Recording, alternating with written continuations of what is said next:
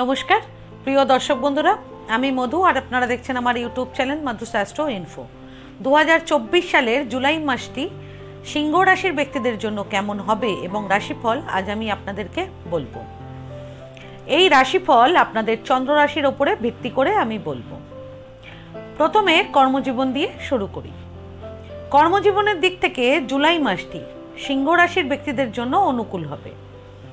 বৃহস্পতি পুরো মাস আপনাদের দশম ঘরে অবস্থান করবে, সে কারণে আপনারা কর্মক্ষেত্রে নিজের অবস্থানকে আরো শক্তিশালী করতে সক্ষম হবেন। কর্মক্ষেত্রে আপনাদের আধিপত্য প্রতিষ্ঠিত হবে। এ মাসের শুরুতে আপনাদের রাশির অধিপতি সূর্য আপনাদের একাদশ ঘরে থাকবে, সে কারণে আপনাদের কর্মক্ষেত্রে প্রমোশন পাওয়ার সম্ভাবনা থাকবে এবং কর্মক্ষেত্রে আপনাদের জুলাই মাসের 1 তারিখ থেকে 12 তারিখ পর্যন্ত সময়টা খুব অনুকূল সময় থাকবে। এ সময় সিংহ রাশির অধিপতি সূর্য আপনাদের সমস্ত গুণে সমৃদ্ধ করবে। এ মাসে কর্মক্ষেত্রে আপনারা বড় স্বীকৃতি পেতে পারেন, তবে এরপর সূর্য আপনাদের দ্বাদশ ঘরে প্রবেশ করবে, সে কারণে জুলাই মাসের 16 তারিখের পর কোনো রকমের কোনো অনৈতিক কাজ আপনারা করবেন না, অন্যথায় সরকারি চাপে আপনারা পড়তে পারেন। যারা চাকরি করছেন এবং যারা চাকরি খুঁজছেন তাদের উভয়ের জন্যই সবচেয়ে ভালো সময় থাকবে জুলাই মাসের 9, 10, 11 এবং 12 তারিখ। বন্ধুরা, যারা জবলেস রয়েছেন তারা এই দিনগুলোতে অতি অবশ্যই ট্রাই করবেন, কারণ এ মাসে আপনাদের চাকরি পাওয়ার প্রবল সম্ভাবনা থাকবে। ব্যবসার দিক থেকে জুলাই মাসটি সিংহ রাশির ব্যক্তিদের জন্য অনুকূল হবে। এ মাসে সপ্তম ঘরের অধিপতি শনি আপনাদের সপ্তম ঘরেই বক্রী অবস্থায় থাকবে, সে কারণে আপনারা ব্যবসার কাজের প্রতি খুব আগ্রহী থাকবেন। ব্যবসায় আপনারা এ মাসে বড় সিদ্ধান্ত নেবেন এবং জুলাই মাসের 12 তারিখের মধ্যে ব্যবসায় নতুন উদ্যোগও নেবেন আপনারা। এর সাথে ব্যবসায় উন্নতির সম্ভাবনা শুরু হবে। জুলাই মাসের 9, 10, 11 এবং 12 তারিখ কোনো প্রভাবশালী ব্যক্তির সঙ্গে আপনাদের বিজনেস মিটিং হতে পারে, তবে জুলাই মাসের 16 তারিখের পর অগাস্ট মাসের 15 তারিখ পর্যন্ত আপনারা পরিবারের মেম্বারদের বাদ দিয়ে অন্য কারুর কোনো বিষয়ে কোনো রকমের গ্যারান্টি নেবেন না এবং কোনো ডকুমেন্টসে সাইনও করবেন না, অন্যথায় বিপদে পড়তে পারেন আপনারা। আমি যে আমার ভিডিওতে যে ডেটগুলো আপনাদের বলি সেই ডেটগুলো নোট ডাউন অবশ্যই করবেন, তাহলে আপনারা আগে থেকেই সতর্ক থাকতে পারবেন।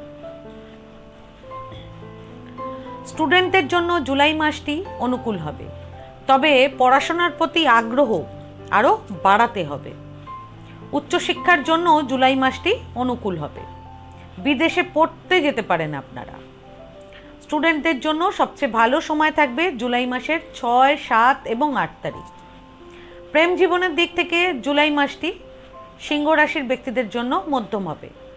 মাসের শুরুতে আপনাদের পঞ্চম ঘরে শুক্রের দৃষ্টি থাকবে, সে কারণে প্রেম জীবনে ভালোবাসা বৃদ্ধি পাবে। আপনাদের প্রিয়জনের সঙ্গে আপনাদের ঘনিষ্ঠতা বাড়বে এবং আপনাদের সম্পর্ক বিকশিত হবে। আপনারা চারিপাশে অদ্ভুত সুখ অনুভব করবেন। এরপর জুলাই মাসের 12 তারিখ মঙ্গল দশম ঘরে প্রবেশ করলে আপনাদের পঞ্চম ঘরকে দেখবে, সে কারণে সে সময়ের থেকে আপনাদের প্রেম জীবনে উত্তেজনা কিছুটা বাড়তে পারে। অকারণে উদ্বেগ এবং তর্ক প্রেম জীবনে আপনাদের বিরক্ত করতে পারে। এছাড়া আপনাদের পঞ্চম ঘরকে সূর্যও দেখবে, সে কারণে মাঝে মাঝে আপনারা একটু অহংকারীও হয়ে যেতে পারেন, সে কারণে একটু সাবধানে থাকবেন। প্রয়োজন হলে দুজনে বসে আলোচনা করে সমস্যার সমাধান করবেন। প্রেম জীবনের দিক থেকে সবচেয়ে রোমান্টিক সময় থাকবে জুলাই মাসের 6 তারিখ। দাম্পত্য জীবনের দিক থেকে জুলাই মাসটি সিংহ রাশির ব্যক্তিদের জন্য মধ্যম হবে। এ মাসে সপ্তম ঘরের অধিপতি শনি আপনাদের সপ্তম ঘরেই বক্রী অবস্থায় থাকবে। সে কারণে দাম্পত্য জীবনে ধীরে ধীরে সমস্যাগুলো কমবে। তবে আপনাদের দাম্পত্য জীবনে টিউনিং করা কিন্তু খুব প্রয়োজন।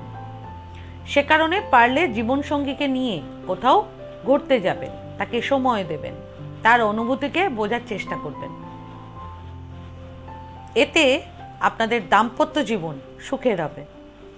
পারিবারিক জীবনের দিক থেকে জুলাই মাসটি সিংহ রাশির ব্যক্তিদের জন্য অনুকূল হবে। এ মাসের শুরুতে মঙ্গল আপনাদের নবম ঘরে থাকবে। সে কারণে পারিবারিক সম্পদ বৃদ্ধি পাবে। এ মাসে আপনারা কোনো সম্পত্তি কিনতে পারেন, যা পরিবারের সম্মান বৃদ্ধি করবে। পারিবারিক জীবনে সমস্যা আপনাদের কমবে এবং পরিবারে ভালোবাসা বাড়বে। এ মাসে মা বাবার জন্য একটি বড় সিদ্ধান্ত আপনারা নিতে পারেন। এছাড়া মাসের মধ্যভাগে সূর্য আপনাদের দ্বাদশ ঘরে থাকবে। তখন আপনারা অর্থাৎ 16ই জুলাই থেকে অগাস্টের 15 তারিখের মধ্যে কোনো এনজিও কিংবা ট্রাস্ট কিংবা সেবামূলক সংস্থার সঙ্গে আপনারা যুক্ত হতে পারেন। জুলাই মাসের 20, 21 এবং 22 তারিখ আপনারা একটু একাকিত্ব বোধ করবেন। এ মাসে ভাই বোনদের সাথে সম্পর্ক আপনাদের মজবুত হবে। এ মাসে জুলাই মাসের 30 এবং 31 তারিখ আপনারা বাড়িতে খুব শান্তির অনুভব করবেন। আরেকটি বিষয় হলো আপনাদের দ্বাদশ ঘরে শুক্র থাকবে এ মাসে। সে কারণে জুলাই মাসের 7 তারিখ থেকে 30 তারিখের মধ্যে আপনারা নিজের গাড়ি কিনতেও পারেন এবং অন্য কারুর নিজের গাড়ি কিনে সেটা চালাতে পারেন কিংবা অন্য কারুর গাড়ি চালিয়ে আপনারা খুব এনজয় করবেন। আর্থিক দিক থেকে জুলাই মাসটি সিংহ রাশির ব্যক্তিদের জন্য মধ্যম হবে। মাসের শুরুতে সূর্য ও শুক্র আপনাদের একাদশ ঘরে থাকবে। সে কারণে আপনাদের আয় বৃদ্ধি পাবে। এছাড়া অষ্টম ঘরে রাহু থাকবে। সে কারণে হঠাৎ আর্থিক লাভের সম্ভাবনা থাকবে। এ মাসে আপনারা শেয়ার কিংবা স্টক মার্কেট থেকেও ভালো লাভ করতে পারবেন। শেয়ার কিংবা স্টক সেল করার জন্য সবচেয়ে ভালো সময় থাকবে জুলাই মাসের 23, 24, 25 এবং 26 তারিখ। আর শেয়ার মার্কেট কিংবা স্টক মার্কেটে ফার্দার ইনভেস্টমেন্টের জন্য সবচেয়ে ভালো সময় থাকবে জুলাই মাসের 15 তারিখ। ফাইন্যান্সিয়ালি সবচেয়ে ভালো সময় থাকবে আপনাদের জুলাই মাসের 23, 24, 25 এবং 26 তারিখ। পাশাপাশি এ মাসের শুরু থেকে জুলাইয়ের 19 তারিখ পর্যন্ত বুধ আপনাদের দ্বাদশ ঘরে থাকবে। সে কারণে আপনাদের ব্যয় হবে। জুলাই মাসে সবচেয়ে এক্সপেন্সিভ সময় থাকবে 16, 17, 18 এবং 19 তারিখ। স্বাস্থ্যের দিক থেকে জুলাই মাসটি সিংহ রাশির ব্যক্তিদের জন্য মধ্যম হবে। এ মাসে রাহু আপনাদের অষ্টম ঘরে থাকবে এবং কেতু আপনাদের দ্বিতীয় ঘরে থাকবে। সে কারণে আপনাদের পাইলসের সমস্যা কিংবা গুপ্তাঙ্গের সমস্যা অর্থাৎ প্রাইভেট পার্টসের সমস্যা হতে পারে। এছাড়া খাদ্য সামগ্রী সম্পর্কিত শারীরিক সমস্যা আপনাদের বিরক্ত করতে পারে। জুলাই মাসের 2, 3, 4 এবং 5 তারিখ আপনারা জীবনসঙ্গীর সাথে কোনো কথায় একটু অপমানিত বোধ করতে পারেন। আপনারা হেলথ ওয়াইজ একটু বেশি সতর্ক থাকবেন আপনারা জুলাই মাসের 16 তারিখের পর 31 তারিখ পর্যন্ত। এবার জীবনে ভালো থাকতে এবং জীবনের সব সমস্যা দূর করতে কি প্রতিকার সিংহ রাশির ব্যক্তিরা এই সময় করবেন আমি আপনাদেরকে বলবো, ভালো করে শুনে নিন। সবার প্রথম প্রতিকার, প্রত্যেক দিন সকালবেলা স্নান টান সেরে শুদ্ধ বস্ত্রে সূর্য দেবতাকে জল অর্ঘ্য নিবেদন করবেন। তারপর সব কাজে বেরোবেন। তার আগে কাজে বেরোবেন না। দ্বিতীয় প্রতিকার, দাম্পত্য জীবনকে ভালো করতে প্রত্যেক দিন আপনারা বিষ্ণুর পুজো করবেন এবং যখন পুজো করবেন তখন ভগবান বিষ্ণুকে সাদা চন্দন লাগাবেন।